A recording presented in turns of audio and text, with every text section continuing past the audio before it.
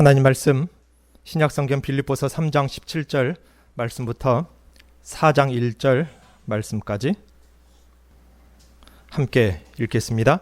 형제들아, 너희는 함께 나를 본받으라. 그리고 너희가 우리를 본받은 것처럼 같이 행하는 자들을 눈여겨보라.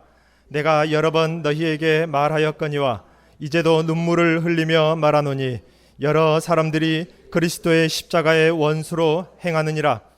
그들이 마침은 그들의 신은 배요 그 영광은 그들의 부끄러움에 있고 땅의 일을 생각하는 자라. 그러나 우리의 시민권은 하늘에 있는지라. 거기로부터 구원하는 자 곧 주 예수 그리스도를 기다리노니 그는 만물을 자기에게 복종하게 하실 수 있는 자의 역사로 우리의 낮은 몸을 자기 영광의 몸의 형체와 같이 변하게 하시리라.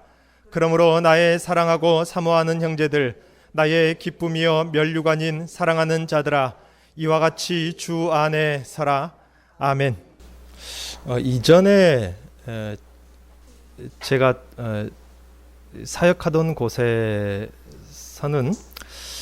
집으로 이런저런 전화가 자주 옵니다.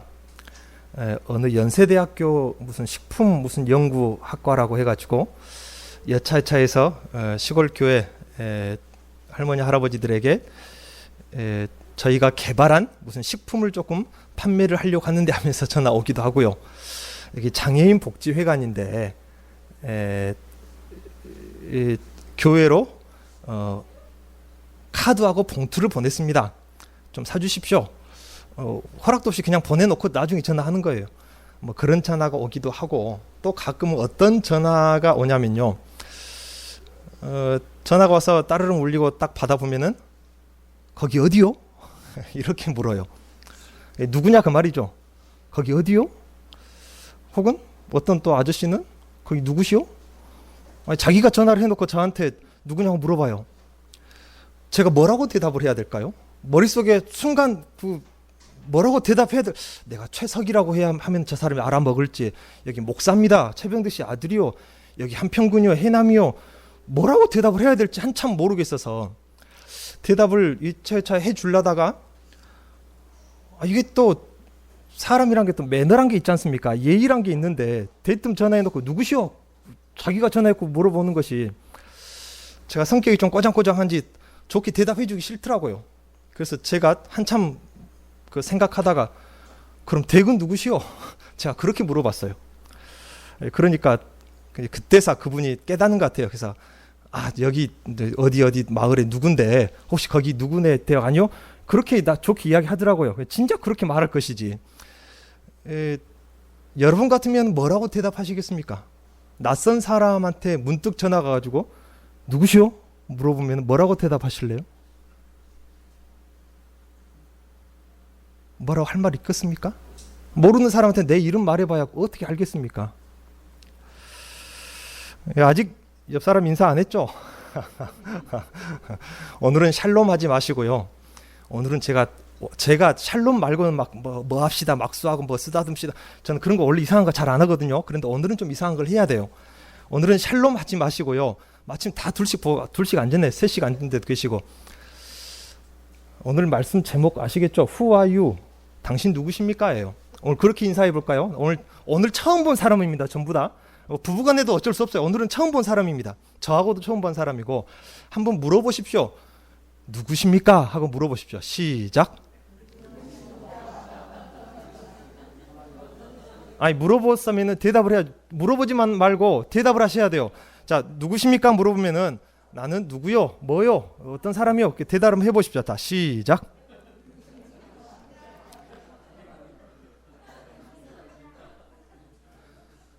뭐라고 대답하시던가요?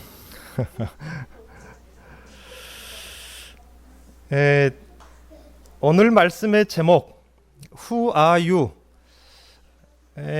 결론부터 말씀드리면은 바울 사도는 자기 자신을 본받으라고 했습니다.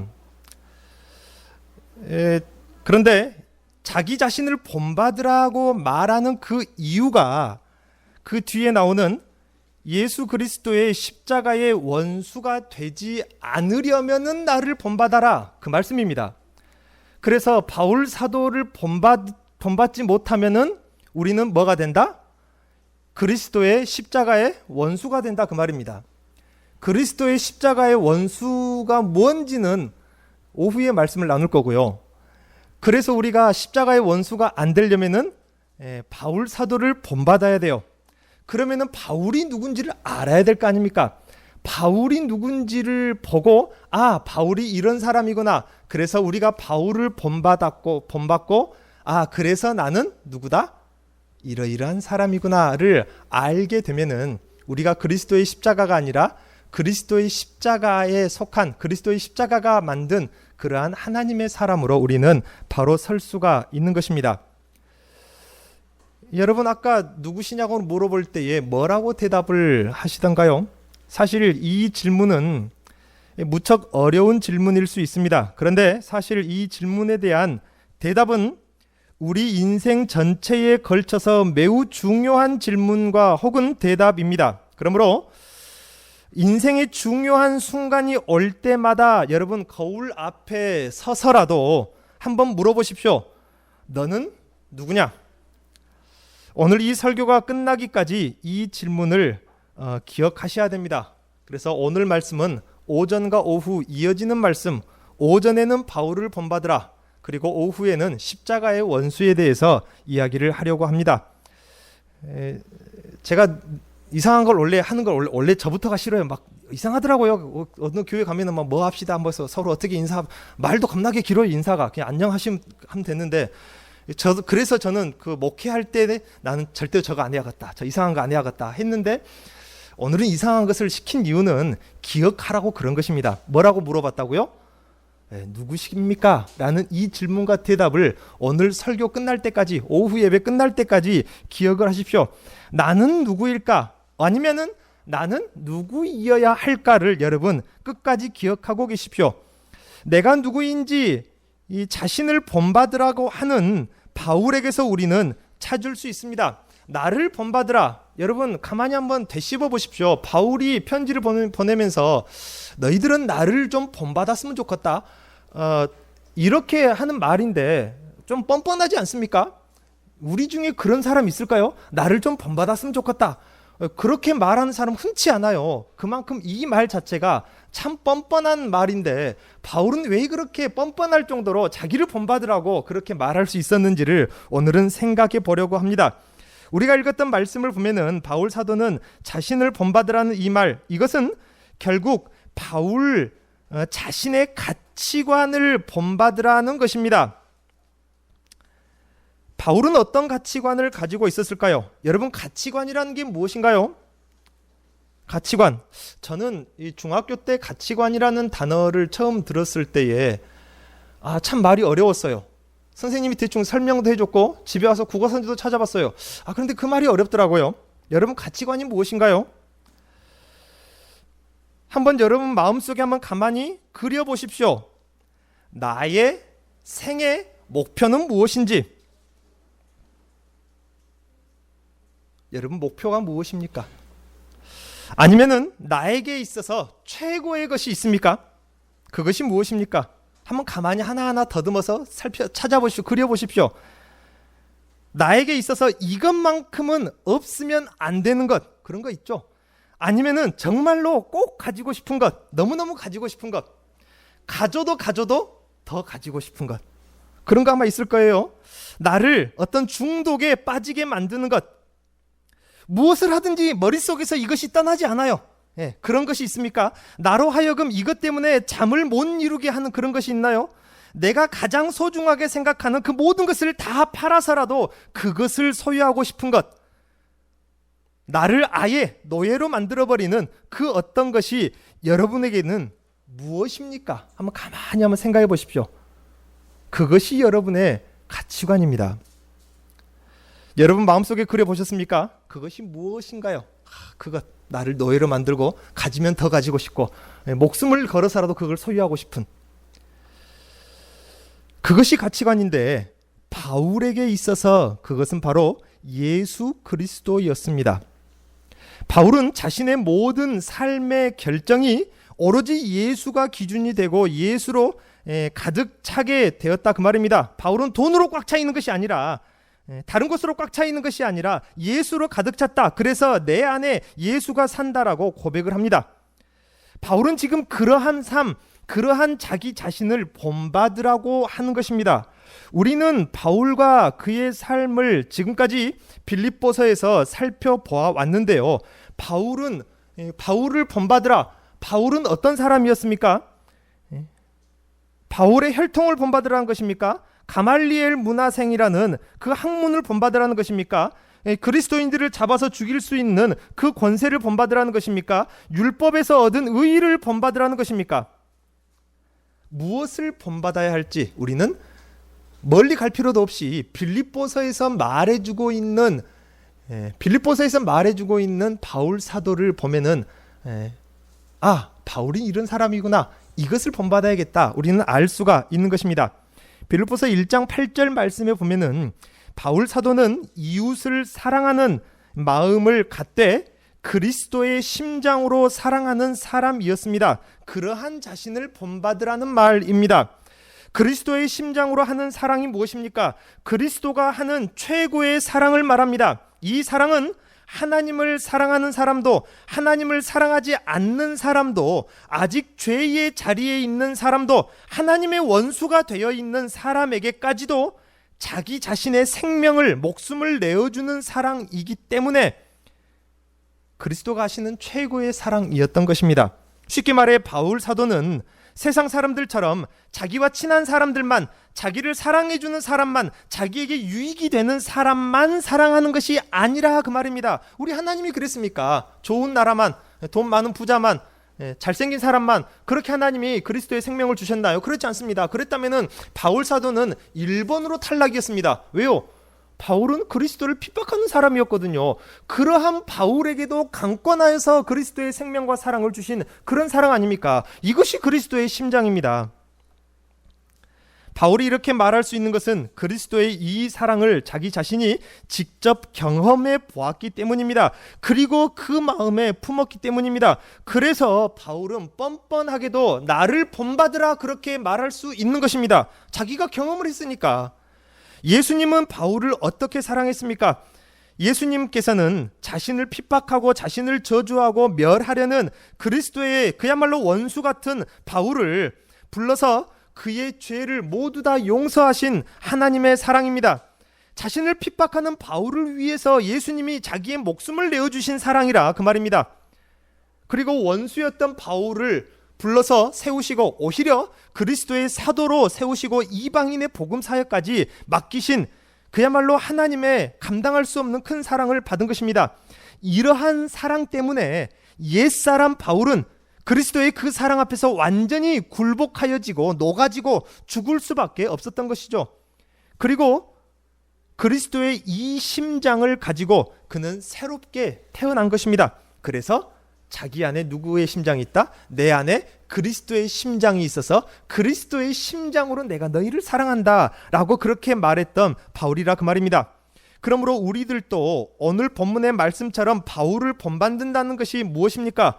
원수요 핍박자였던 바울을 사랑하셨던 예수 그리스도의 사랑으로, 그 사랑으로 우리도 사랑하는 것입니다. 이것이 바울을 본받는 것입니다.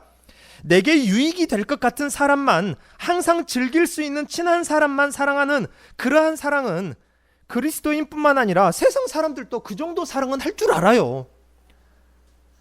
보통 우리 교제합시다, 우리 친목을 도모합시다 라고 하면은 교회마다 보면은 부서끼리 어떻게 합니까? 그냥 회식하고 즐기고 하는 것이 교회 안에 사랑인 줄 아는데, 우리 주님이 가르쳐 주신 사랑은 그런 사랑이 아니, 그런 사랑은 세상 사람들도 할 줄 알아요.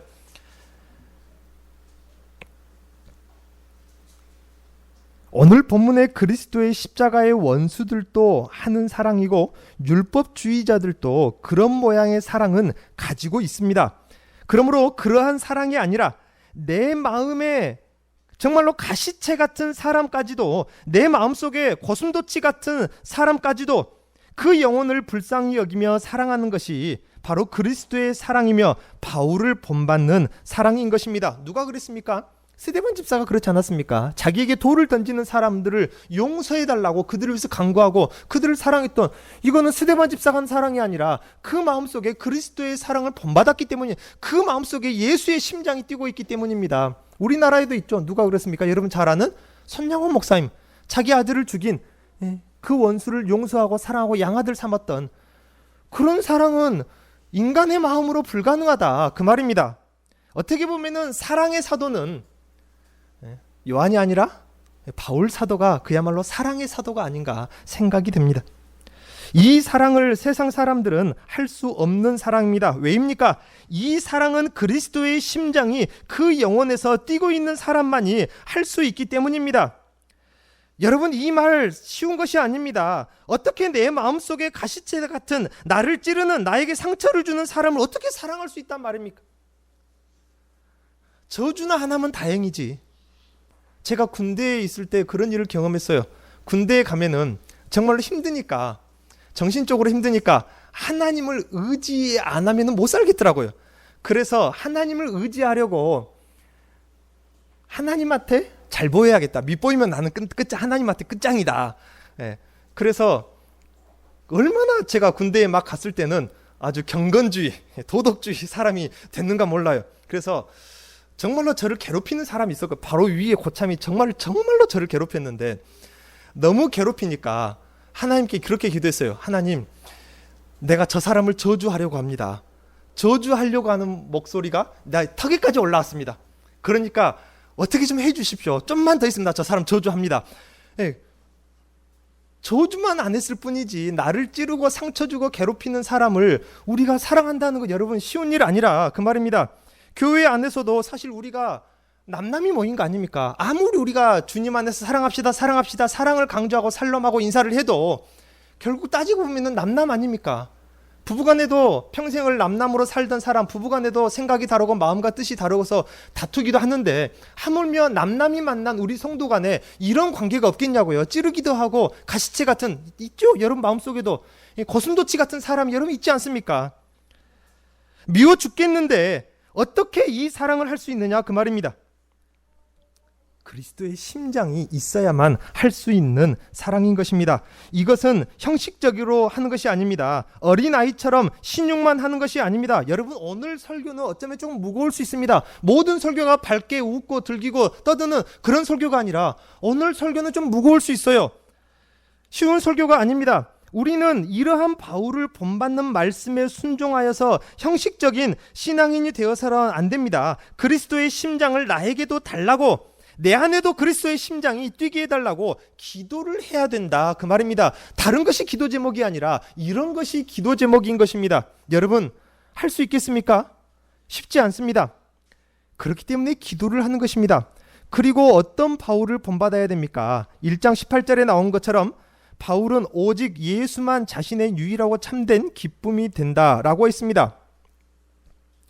그 바울을 본받으라고 했는데요. 여러분은 여러분의 삶에서 무엇이 기쁨입니까? 우리의 삶에서 우리는 무엇을 기쁨으로 느끼며 무엇을 슬픔으로 느끼시나요? 돈을 많이 벌어서 부자가 되면은 기쁨. 사업이 실패하여서 빚을 지면 슬픔인가요? 108평 초호화 아파트에 살면 기쁨인가요? 로또를 맞아서 갑자기 억대 부자가 되면은 기쁨일까요? 인생 대박이 기쁨일까요? 아니면 암에 걸린 것이 슬픔일까요? 사고나 삶의 고난이 슬픔인가요? 어쩌면 우리들에게 그럴 수는 있습니다. 생의 목적이 우리 자신이 된다면요. 그렇게 느끼는 것이 맞습니다. 그리고 세상 모든 사람들도 그렇게 생각을 합니다. 그렇지만 적어도 바울 사도에게 있어서는 그렇지 않다, 그 말입니다. 그렇다면은 오로지 그리스도만 자기의 기쁨이라고 말하는 바울 사도의 인생은 어땠습니까? 108평 초호화 아파트보다 더 좋은 데서, 궁궐 같은 데서 살았을까요? 아니면 더 큰 부자였기 때문에 그렇게 말하는 걸까요? 예수님이 200살까지 살게 해주셔서? 고린도후서 11장을 보면은 그 인생의 기록이 나옵니다. 고린도후서 11장 23절 이하에 그들이 그리스도의 일꾼이냐 정신없는 말을 하거니와 나는 더욱 그러하도다. 내가 수고를 넘치도록 하고 옥에 갇히기도 더 많이 하고 매도 수없이 맞고 여러 번 죽을 뻔하였으니 유대인들에게 40에 하나 감한 배를 5번 맞았으며 3번 태장으로 맞고 1번은 돌로 맞고 3번 파선하고 1주야를 깊은 바다에서 지냈으며 여러 번 여행하면서 강의 위험과 강도의 위험과 동족의 위험과 이방인의 위험과 신의 위험과 광야의 위험과 바다의 위험과 거짓 형제 중에 위험을 당하고 또 수고하며 애쓰고 여러 번 자지 못하고 줄이며 목마르고 여러 번 굶고 춥고 헐벗었노라. 이것이 바울 사도의 인생이었습니다. 세상 사람 같았다면 이쯤 되면 자살했죠. 그렇지 않습니까? 우리 중에서 나는 슬픈 인생이다. 왜요? 바울 사도쯤 돼서 그렇습니까? 그렇지 않지 않습니까? 지금 이 빌립보서를 기록하고 있는 곳은 이러한 그리스도의 종으로 고난의 삶을 살다가 이제는 늙어 노인이 되어버린 바울입니다. 감옥 안에 있는 바울입니다. 이러한 바울이 앞서 말씀드린 것처럼 슬퍼하며 낭망하며 하나님을 저주하지 않으리까 누가 한 대사입니까? 욥기서에 나오는 하나님하고 누구하고 대결을 했어요? 마귀하고 대결을 했어요. 우리 대결해 봅시다. 아무리 생각해봐도 욥이 하나님을 잘 섬기는 것이 무엇 때문이라? 하나님 당신이 욥에게 그렇게 부자 되게 해주고 자녀도 많이 주고 그 복들을 좋은 것들을 울타리로 둘러주신 것 때문에 그 욥이 하나님 당신 잘 섬기는 거 아니요. 우리 내기해 봅시다. 그것을 싹 걷어버리십시오. 그러면 필히 뭐 할 것이라? 욥이 당신을 저주할 것이라. 하나님 뭐라고 했습니까? 그래 네가 한번 해봐라. 자녀들을 싹 쓸어가 버렸습니다. 한순간에 그 모든 재물을 다 잃어버렸습니다. 자기 몸에는 욕창 때문에 차라리 나를 죽여달라 할 만큼 큰 고통 중에 있었습니다. 마귀의 말처럼 마귀의 주장처럼 바울 사도도 이쯤 되면은 하나님을 저주하였냐 그 말입니다. 바울이 무엇 때문에 하나님을 섬깁니까? 바울은 결코 그렇지 않았다는 것입니다. 그는 이렇게 고난을 당할지라도 오히려 교회를 걱정하는 사람이었습니다. 그리스도의 성령이 함께해 주시기만 한다면은 이러한 자신의 약함투성이인 인생이 오히려 자랑스럽다라고 합니다. 바울은 오로지 그리스도를 위하고 전파되는 일이라면은 내가 감옥에 있든지 고난을 당하든지 매를 맞든지 예수만 전파되기만 한다면 나는 기쁘다. 예수가 전파되기만 한다면 나는 더할 나위 없이 기쁘다. 나는 그것뿐이다. 그렇게 말하는 바울입니다. 그 기쁨은 사망이나 슬픔이나 위험이나 어떠한 것으로도 빼앗을 수 없는 예수님이 말씀하신 것처럼 좀이나 동록이 도적질해 가지 못하는 기쁨이었습니다. 도대체 이 기쁨이 무엇이기에? 이쯤 되면 우리도 그 기쁨을 한번 맛봐야 되지 않겠습니까? 사랑하는 성도님 여러분, 우리도 바울 사도를 본받기 위해서는 무엇을 기쁨이나 슬픔으로 여겨야 하는지 그 가치관이 달라질 필요가 있습니다. 가치관이 무엇입니까? 가치관이 달라진다는 것, 이제는 내 마음의 생각을 바꾸는 것이 아니라 그릇에 담는 것을 바꾸는 것이 아니라 그릇 자체가 바꿔지는 것이 가치관이 달라지는 것입니다. 그릇 자체가 안 바꿔지면요, 옛날에 담던 것 또 그거 담고 빼놨다가도 이건 안 된다고 했지 빼놨다가도 또 그거 담고 그래요. 그릇이 안 바뀌니까 그릇이 바뀌어야 된다 그 말입니다. 이제는 우리가 이전에 즐기고 추구했던 것들을 기뻐할 것이 아니라는 것입니다. 그리고 이전에 우리가 낭망하며 주저앉아 있던 그것들을 슬퍼할 것이 아니라 우리의 기뻐하는 것들이 달라지고 우리의 슬퍼하는 것들이 달라져야 합니다. 여러분, 무엇을 슬픔으로 여겼던 것들입니까? 그것이 달라진다면은 내가 이제는 무엇을 해야만 하는지가 달라지는 것입니다. 우리는 내가 사랑하는 사람들이 주님 오실지도 모르는 지금 이 순간까지도 주님을 믿지 않는 것이 있다면은 우리는 그것을 슬퍼해야 돼요. 내가 교인이 된 지 오랜데 아직도 나에게서 그리스도의 냄새가 나지 않는 것이 슬퍼야 한다 그 말입니다.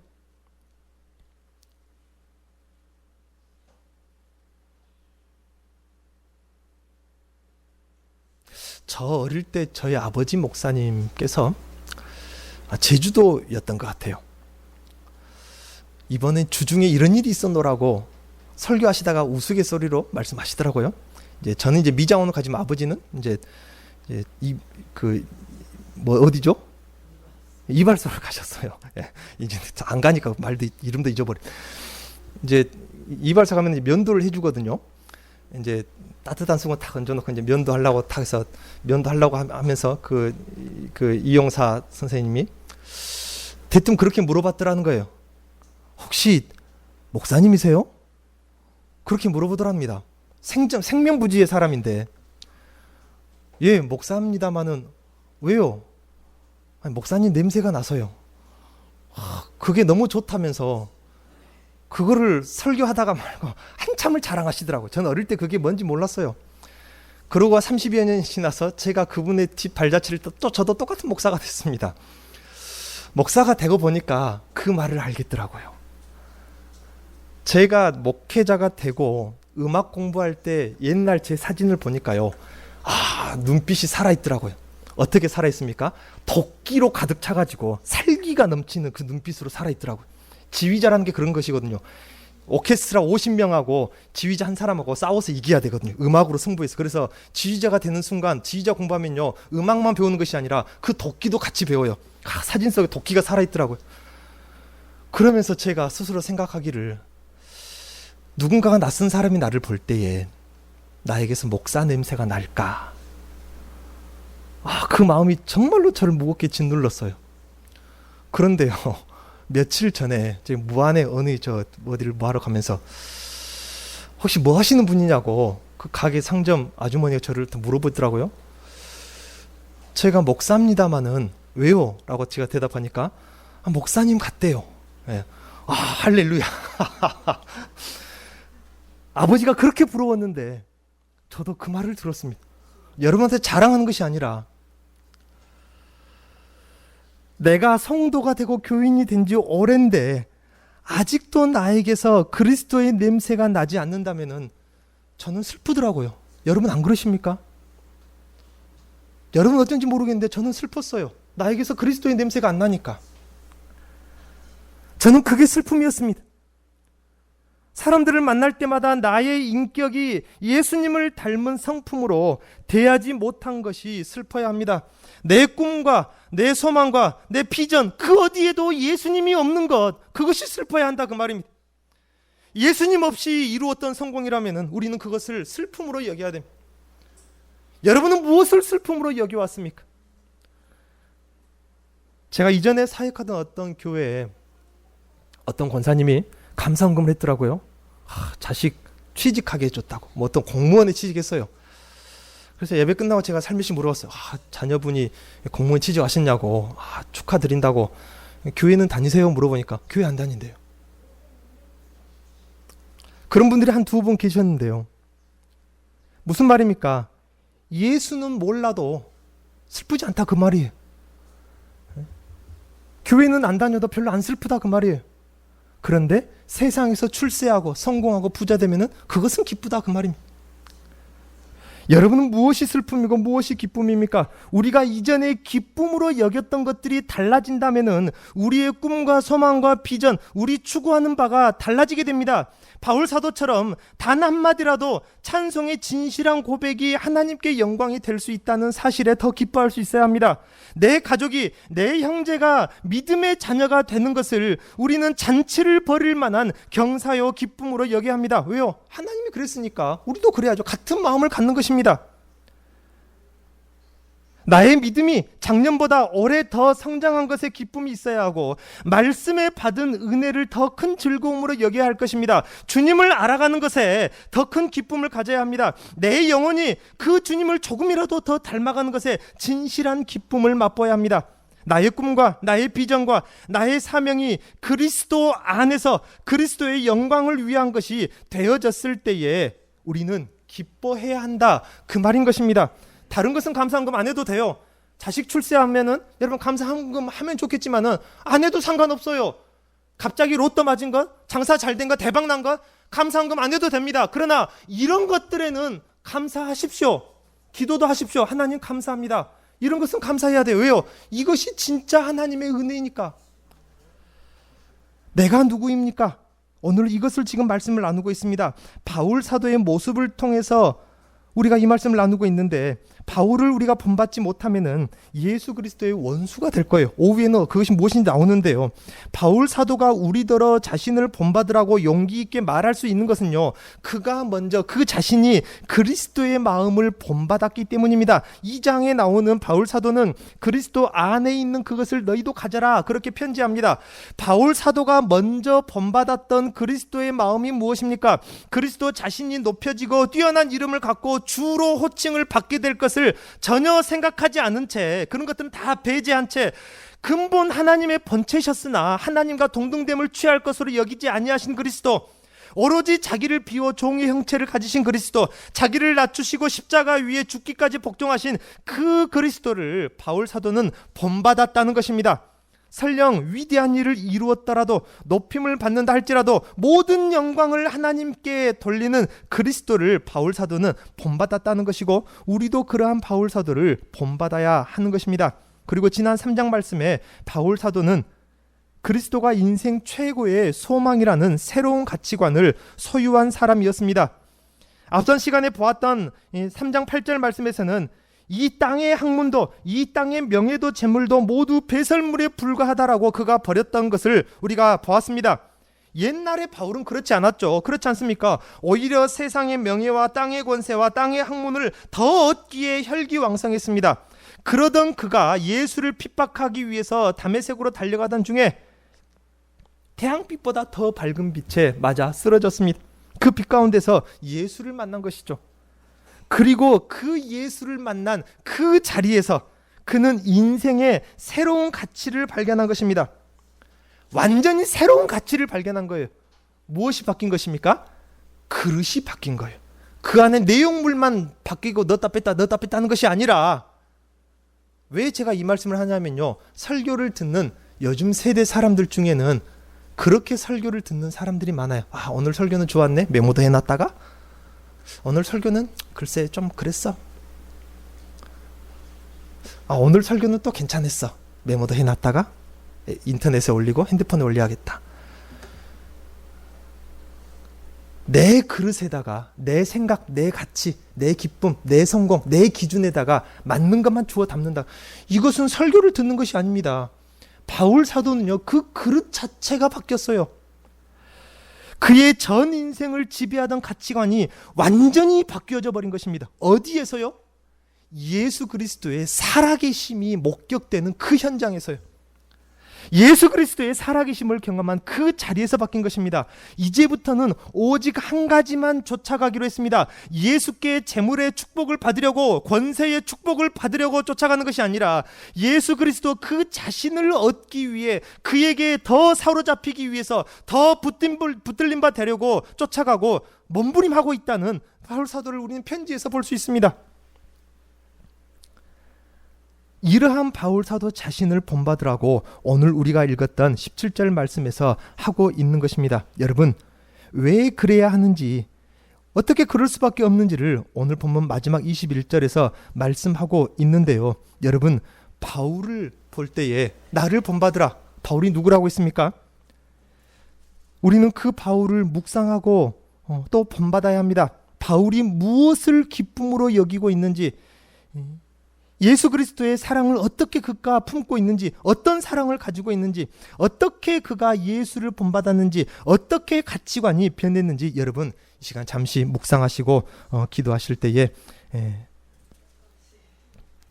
이 바울 사도를 생각하시고 여러분 마음속에 품고, 그래서 그리스도의 십자가의 산 증거자로서 살아가는 여러분의 삶이 되시기를 바랍니다. 하나님 아버지, 주의 은혜와 사랑을 감사를 드립니다. 어쩌면 너무나도 멀리에 있는 사람 같은 이가 바울 사도가 아닌가 생각이 됩니다. 오늘 말씀을 보니 그가 자신을 본받으라고는 했는데 바울 사도가 누구인지를 보니 너무나도 힘들고 어렵고 불가능한 숙제인 것처럼 보입니다. 그러나 그도 과거에는 그리스도의 원수였고 그리스도를 핍박하던 자였고 세상 권세와 물질과 명예를 쫓아가던 사람 아니었습니까? 아버지 하나님, 우리도 바울 사도같이 예수 그리스도의 살아계심을 우리의 심령 가운데서 체휼하게 하여 주시옵소서. 하나님의 살아계심을 목격하게 하여 주시어서 우리의 가치관이 완전히 뒤집어지고 바뀌어질 수 있게 하여 주시옵소서. 바울 사도같이 성령에 충만하여져서 성령께서 친히 우리의 마음판에 기록하시고 우리의 마음 가운데 지혜와 지식이 되게 하여 주시어서 기록하여 주시고 가르쳐 주시어서 우리의 능력으로 바꿔지지 않는 것들 성령의 권능으로 강권하여서 바꿔지게 하여 주옵소서. 그래서 그리스도 예수의 살아계신 증거자로서의 삶을, 하늘에 속한 자로서의 삶을 살아가게 하여 주옵소서. 예수님의 이름으로 기도하옵나이다.